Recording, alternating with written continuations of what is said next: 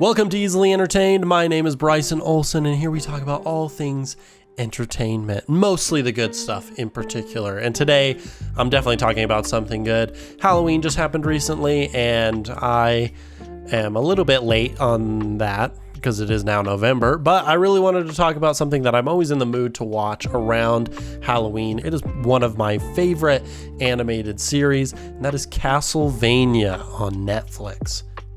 Fantastic. Okay, if you haven't watched this show, it's pretty good. I started watching the sequel series, Castlevania Nocturne.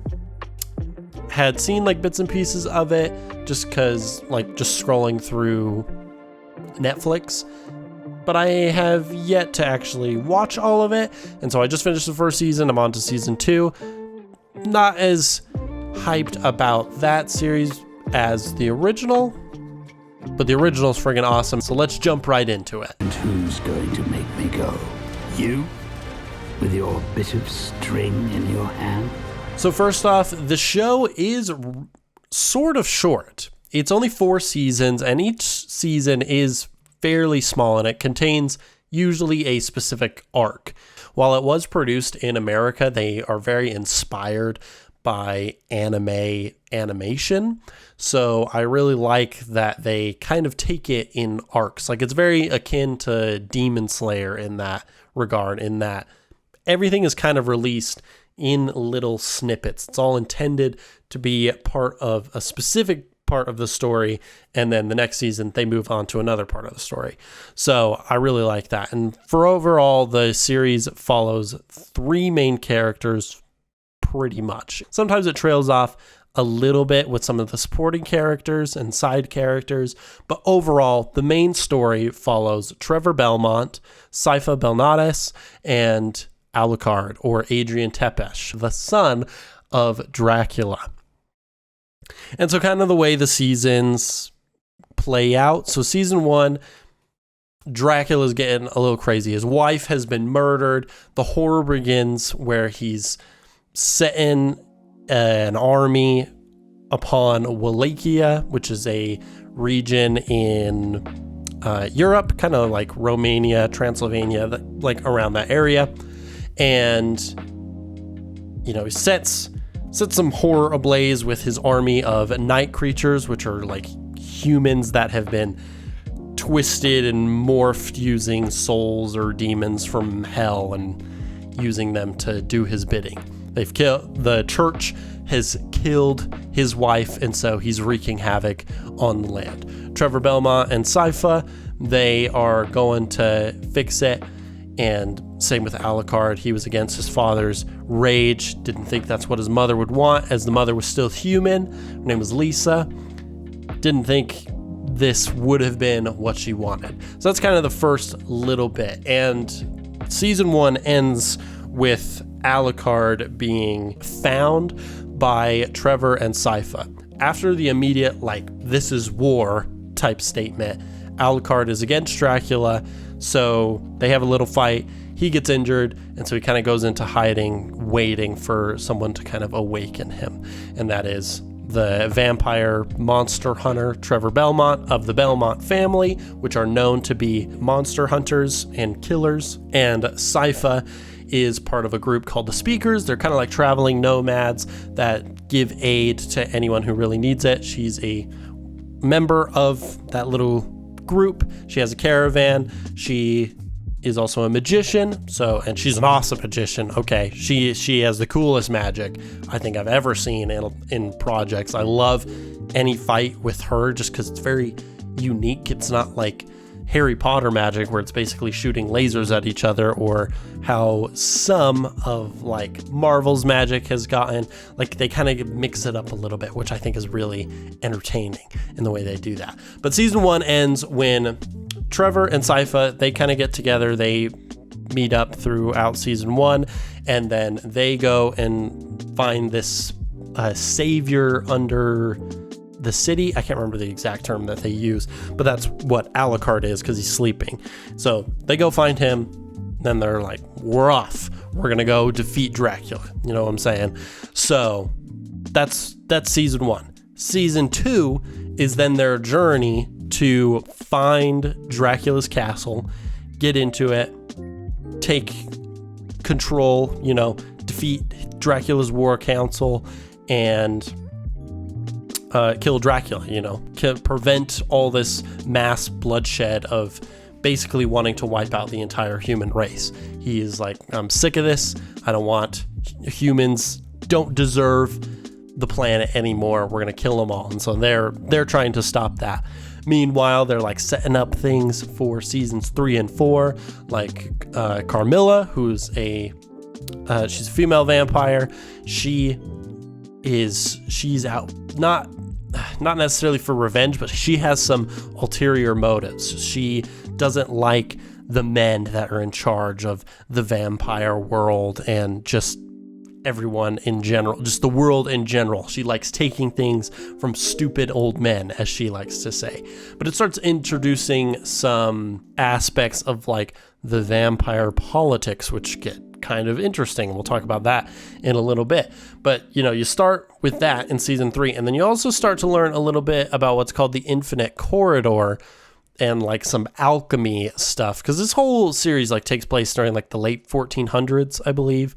So, alchemy, black magic, that kind of shit was like, I'd say in fashion, but that was like the hot topic of the time. And the Infinite Corridor is basically like a gate into the multiverse. It's like a very small bit, but they start introducing that from different characters. And yeah, that's basically how season 3 is. And then season 4, the vampires are trying to bring Dracula back, like kind of cultish. They want to bring him back. They want to fulfill his duty of wanting to cull the humans and load them into corrals and just make them livestock.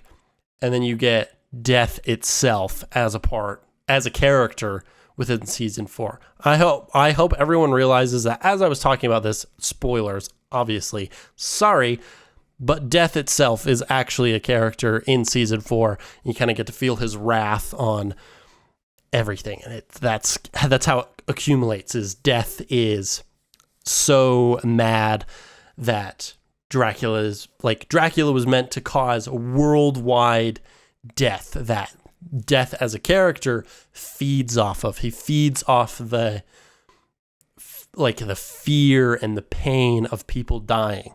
And so he went so crazy that he lost it because Dracula was dead, so he wanted to bring him back. And so he was manipulating people in order to do it.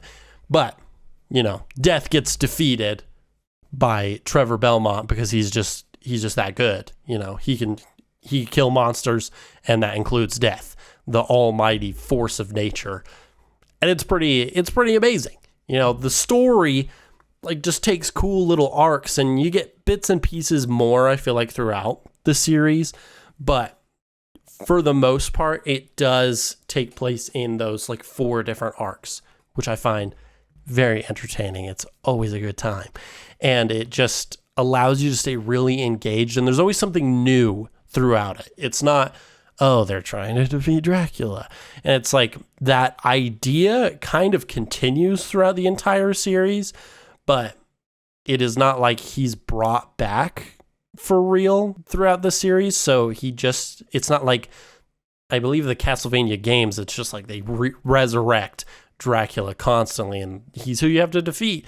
They could have taken it that route, but I like that they didn't. It allowed us to develop some of the lore and stuff, and we'll talk about that later too. I just think that side of it is great, that they had a story contained from front to end, and I think that's wonderful. Everything has led us here. So, Castlevania is an animated show, and you guys know how much I like my animated properties, okay? Animation is so much fun. It's so cool, and it's interesting to know all the little aspects that go into it. I'm trying to work on a little animated short myself as of late in a PS1 graphics style, which I think will be really fun. I'm excited to put more into it. I'm not able to work on it every day just because I have other things that I do, but I'm super excited to do that, and I think animation is just really cool. So being a part of it and kind of knowing the little intricacies and the cool little things about it is just super cool. And Castlevania is no exception with its animation. It is so good. And I've talked about this, especially in the last, I think, few videos where we've talked about animation properties like Demon Slayer and the different kinds of animation that I really like and the aspects that I think really make them sell. And in this, so it's anime inspired. It is English first, so it wasn't dubbed in English. In fact, it was dubbed in Japanese later. But it does take a lot of inspiration from the anime style. As such, though, what I find really interesting is that a lot like how I really like Demon Slayer or AOT, the anime style is tweaked a little bit. Like I don't always want to say higher production value, because that kind of, I feel like, discounts like the hard work that still goes into the ones that I don't particularly like. But I am going to say like production value. It is the lighting. The lighting in this show, while it's all 2D, the lighting looks amazing, and it's very interesting in the ways they use lighting. Because it takes place within the 1400s, you don't have a lot of new technology in it. So you have to play with more natural light, might be the right word, like candles, you have the moonlight, like especially at nighttime, you got to find a way to animate those scenes where it gives the illusion that it's dark, but obviously you're drawing it, so you need to be able to see all the details and stuff. So it's not like real life where even when you're shooting like day for night, where there is a lot of light and then you bring it down in post, you're still getting a lot of details. It's a little bit different, but this, like, you have to give the illusion that it's nighttime, but how do you like make it super dynamic? And so they use like moonlight a lot, they use candlelight. All the night creatures have like glowing eyes. You have magic that all has really interesting aspects. And to kind of further emphasize that, lighting is used to emphasize the unknown within this universe. So Dracula's castle is like full of technology, it's full of magic, and same with like the Belmont Hold and stuff. And during this time, really advanced technology is mistaken for magic a lot of the time. And so using lighting to really kind of amplify that, like when things are glowing or there's electricity around them, that is amplifying that these things to the characters feel almost out of place. They feel otherworldly.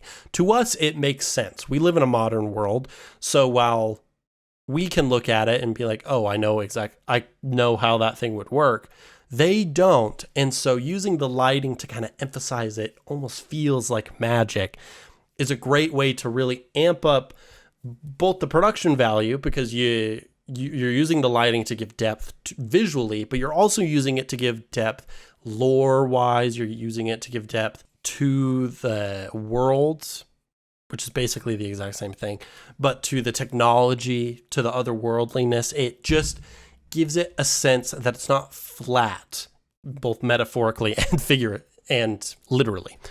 So I really like that aspect of it. Another side that I really like to the animation in this, that I'm also going to relate back to Demon Slayer for the last episode. If you haven't watched that, go watch it. Is the fight choreography. Oh my gosh, the fight choreography in this show is so good. No two scenes are ever the same. It always feels dynamic. It flows. Different characters fight in different ways, and even still, you don't really see the same move exactly the same every time. Trevor is known for his whip, but he uses it in crazy different ways. You know, you have like the classic whip. He will maneuver it around like using his hands. It's like a consecrated whip, so it like has different effects that are kind of like magical to it. He uses it to swing around obstacles, to throw obstacles, to do a ton tons of different things, and it's never used the exact same way every time. And I love that. It just makes it feel more unique. It makes it feel like him. You know, you could have a character that fights similar to each other, but if they're doing the same thing over and over, it makes it feel very bland. And I don't really love that. And so I like when a character has a specific little trait that makes it even better for him.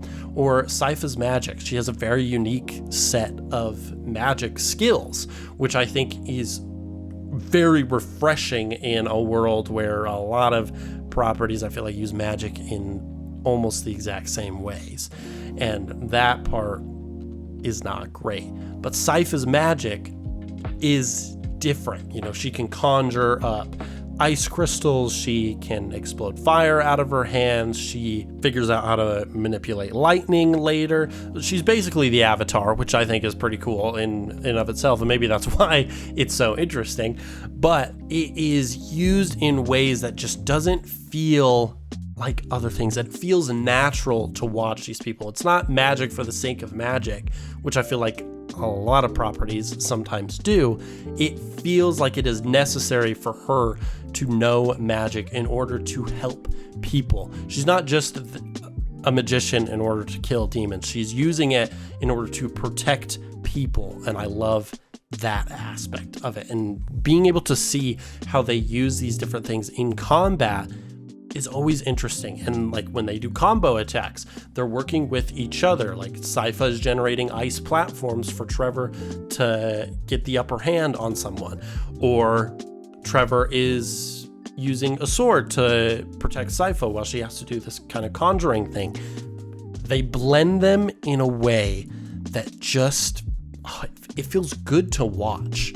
You know, it's not, oh, it's just super pretty. Like, it makes sense for the story and it looks super pretty, which I think is awesome.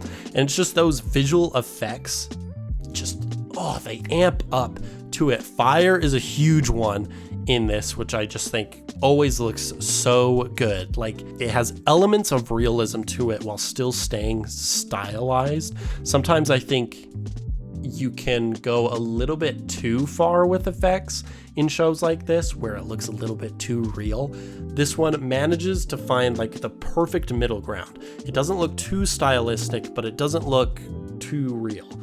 So that I really enjoy. And just like a little tidbit about the animation, like the visual effects I like as well, and also kind of anime inspired. They have impact frames fairly frequently, especially during large fights, to really emphasize the power of something, whether it's Trevor's whip, it's Sypha's magic, it's the anger of Dracula, anything like that. It is just so good to it sells the impact. That's what they're for. And they're not quick, which may sound a little weird because typically impact frames are very quick. They are not just, we're going to show it for a minute. They typically happen, boom, very quick impact frame, and then that's it.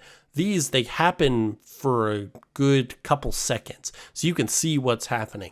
But I think the drastic shift usually in style becomes almost like a scribbly type style, really helps to sell the feeling of power when we're watching it. Just the animation alone for me, so good. It's not for everybody because the show definitely is mature, so it's very gory.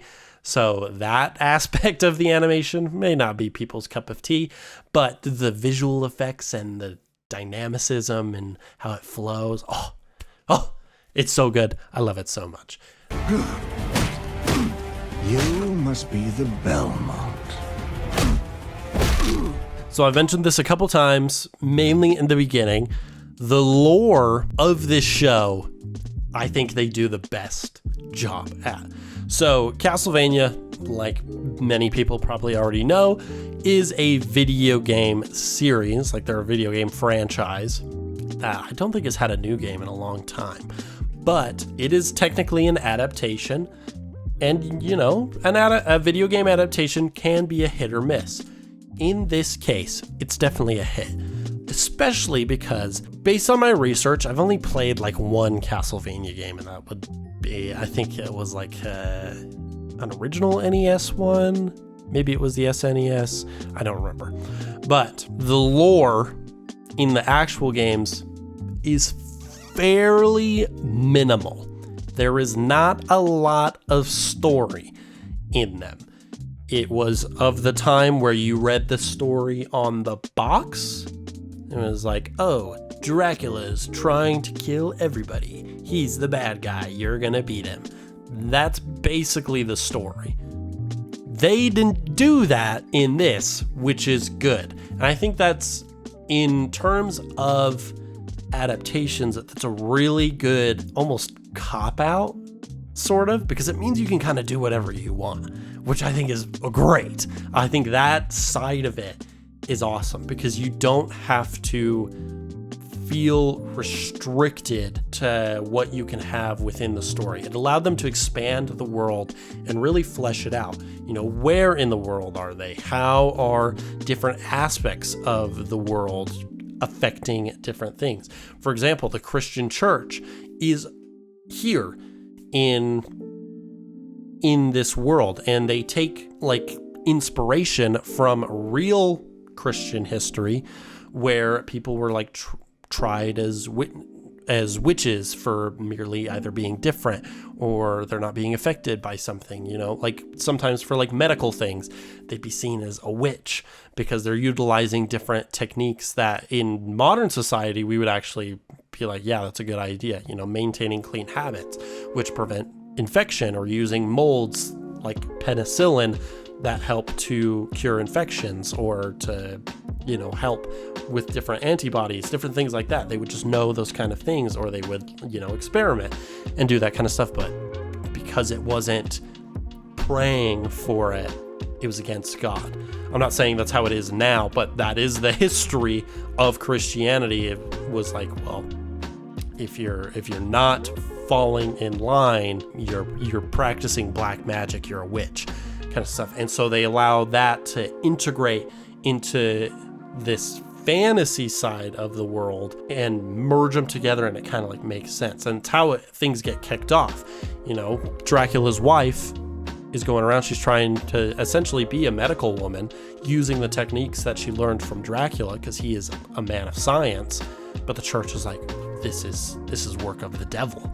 These are devil machines that she's using. And that results in the entire conflict, because they kill her, they burn her as a witch. So that whole little aspect of lore taken from real life while also being used to forward this fictional story. Interesting. But then you also have little things that maybe you wouldn't have thought of. The politics of vampire life, with characters like Carmilla and Lenore and Dracula's council. You wouldn't have thought about vampires getting involved in world politics, but, you know, they're power hungry and they can only really live in certain places and be around at certain times. They can't be in the sunlight. So they might live more up north where it's cold and there's more clouds, so they don't see the sun as much. That would make things fairly easy for them to live. So they try to gain territories in those little bits. They don't love humans, but sometimes they make alliances in order to work on things. You have the Forge Masters and their roles within the world of creating night creatures for Dracula, so they kind of are influencing the army that the vampires are using. Or they also are kind of doing it for themselves, like Isaac, one of the Forge Masters. He's kind of focused on, in the later seasons, on like free will and his like faith. And Hector, one of the other Forge Masters, is kind of focused on his redemption, because he kind of felt like he had to go against Dracula because he was a grieving old man. And so he kind of did things wrong, but then that kind of twists things around. It gets a little bit crazy, but all those little details, it's the little pieces that really put the big puzzle together in this world. I think that's really what makes a good adaptation, are those little things. You may not notice them as the audience, but they were thought about there were little pieces that when you're thinking about building a world like this, you're like, okay, how would this person interact with this group? How would this group sit in status for this world as a whole? Do people think this world is like really big? Are they very close-minded? Are these guys the same way, or are they kind of off in their own little thing? Oh, these guys kind of exhibit traits of this group, but they are also very much like this group. It's very much like the world that we live in. It's the little things that make worlds a whole. And Castlevania does an amazing job at doing that, because we get those little pieces. It sells you more as a viewer that this story is complete and engaging because you can just have those little pieces. And that's why I love it so much. And if you have seen it, I hope you love it too, because I think it's pretty great. If you haven't, and all my spoilers haven't deterred you, you should also go watch it. But that leads me into our rating. And if you don't remember our rating scale, which I don't blame you, it's been a minute. I had to remember it, quite honestly. Our rating scale, because we're not just a 1 through 10 here, our rating scale from least to best is garbage, once is fine, right mood, quotable, go to, and all day, every day. And if it's really any surprise, this show is an all day, every day for me. I said it at the beginning, I rewatch it at least once a year. I probably watch it like twice a year, because it's a super easy watch too. It's total, not a couple hours, like it's definitely more, because each episode can be like 20 to 30-ish minutes. Sometimes they're a little bit longer, so maybe like a week of viewing.